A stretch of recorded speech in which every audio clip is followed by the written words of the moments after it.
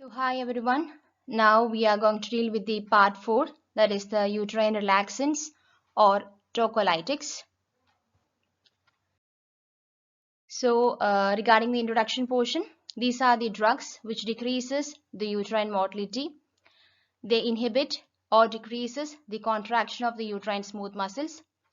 They delay the process of the labor, prevent premature labor, reduces the risk of neonatal toxicity and death by inhibiting the uterine contractions. They directly inhibit the uterine contractions by reducing the intracellular calcium level and its effect on the muscle contraction, or indirectly by inhibiting the production or release or receptor action of oxytocin or prostaglandins. Regarding the classification, there are generally 4 classifications: adrenergic agonist, calcium channel blockers, oxytocin antagonist, miscellaneous drugs. So regarding the first classification, adrenergic agonist, ritodrine, salbutamol, terbutaline, isosuprene. Calcium channel blockers, nifedipine, the bracket, other dihydropyridines. Oxytocin antagonist, atosipan.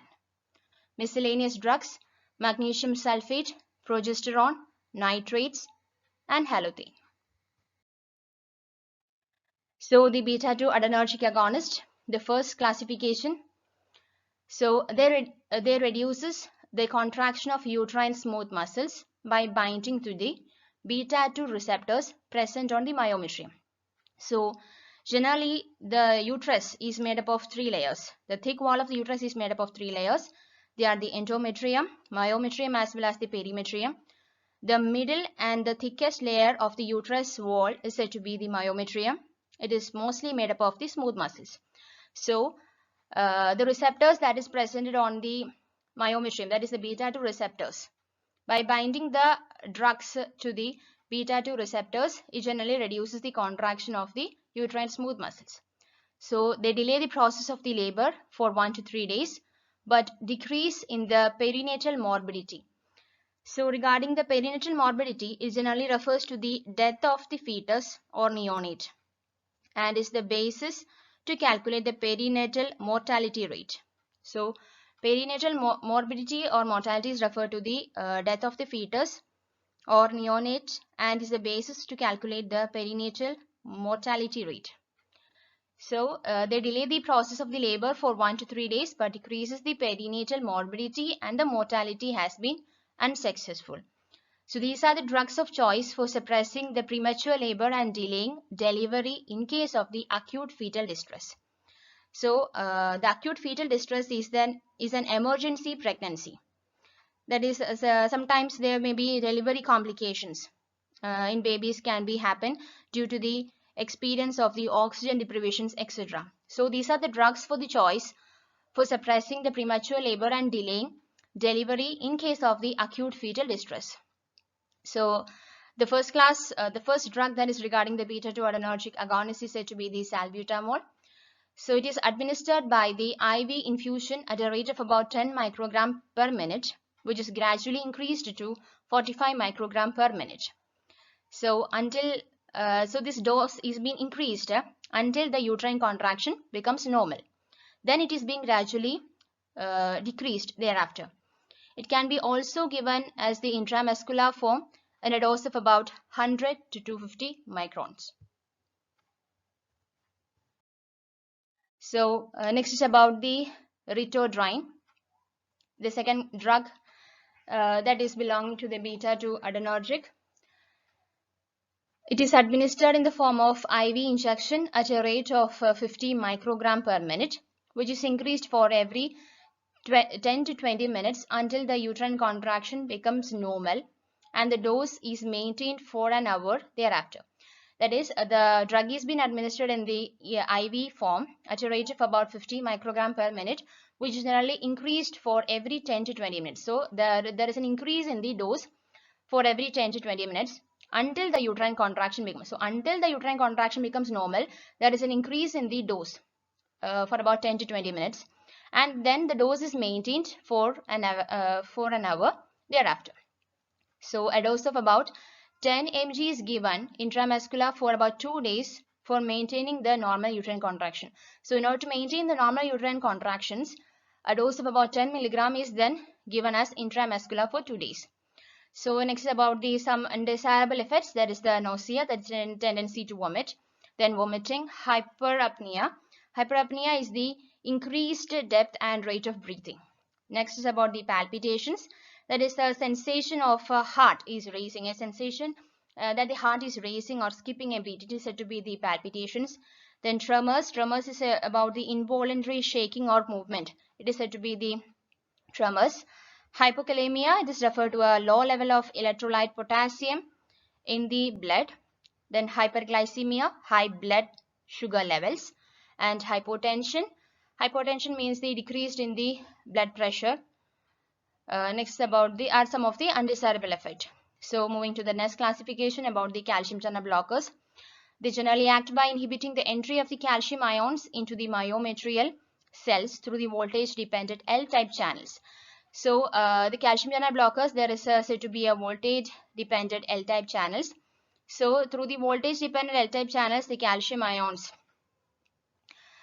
generally prevent the entry of the calcium ions into the myometrial cells through the L-type voltage sensitive dependent L-type channels to prevent the muscle contractions. Nifedipine, one of the drug that is belonging to the calcium channel blockers, reduces the tone of the myometrium by its prominent smooth muscle relaxant activity. Generally the nifedipine, the drug, generally decreases the smooth muscle that promote the smooth muscle relaxant activity by reducing the tone of the myometrium. So it was given sublingually in a dose of 10 milligram, which is increased for every 20 to 30 minutes until the contraction ceases. This is followed by the maintenance dose of about 10 milligram orally every 4 to 6 hours. It causes side effects like hypotension as well as tachycardia. It is effective in decreasing the neonatal toxicity and can be used at any gestational age. So next is about the prostaglandin synthesis inhibitors or COX inhibitors.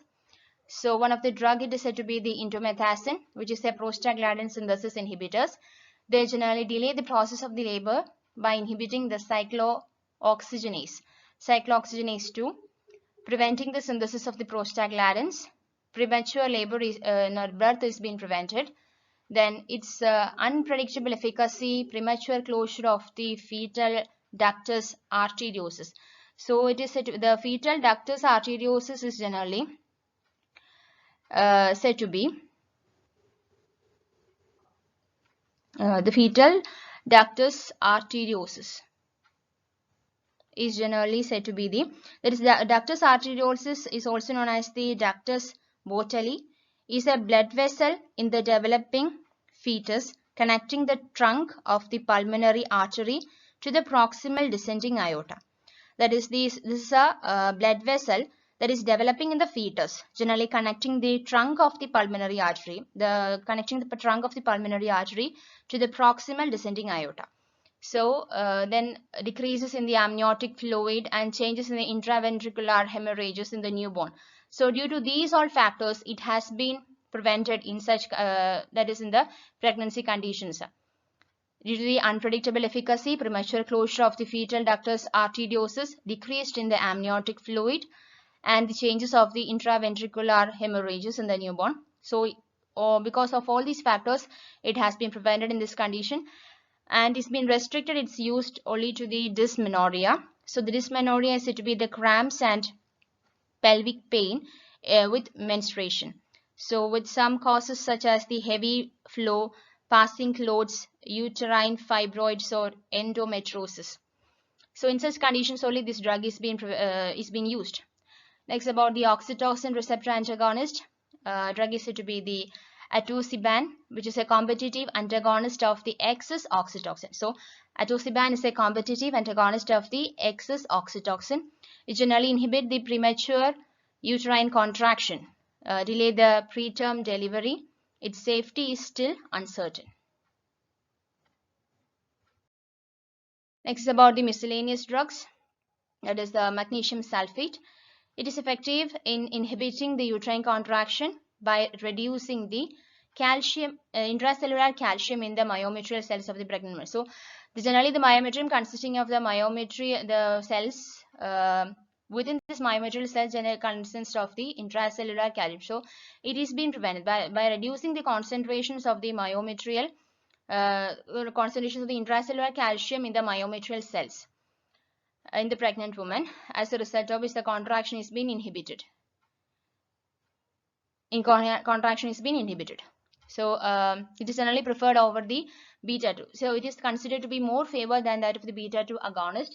That is, some of the patients who are affected with the cardiac problems, diabetes mellitus, hypertensions, and hyperthyroidism. So in such condition, if the pregnant woman is associated with all these problems, beta 2 agonist over this beta 2 agonist is miscellaneous drugs is been preferred. That is, magnesium sulfate is been preferred. So it is given in the IV in the dose of about 2 to 4 gram over 10 to 20 minutes, followed by the IV infusion of 1 to 2 gram per hour for controlling the convulsions as well as reducing the BP in patients with preeclampsia. So preeclampsia is generally a dangerous pregnancy complications characterized by the high blood pressure. So preeclampsia is a dangerous pregnancy complication which is characterized by the high blood pressure. It causes side effects like nausea, vomiting, dry mouth, headache, sweating, feeling of warmth, flushing, and palpitations. So it was employed when the beta agonists are also contraindicated. That is, these drugs, that is magnesium sulfate, is been employed, or the miscellaneous drugs, they have been employed when the beta agonists are being contraindicated. So next is about the progesterone, which is a hydroxy derivative, is employed in the prophylaxis of the preterm labor. Due to the teratogenic nature, its use is avoided in the labor. So next about the other drugs, that is said to be the nitric oxides, nitrates, diazosides, anticholinergics, etc. decreases the uterine contractions, delay the labor, but in an insignificant way, that is insignificantly.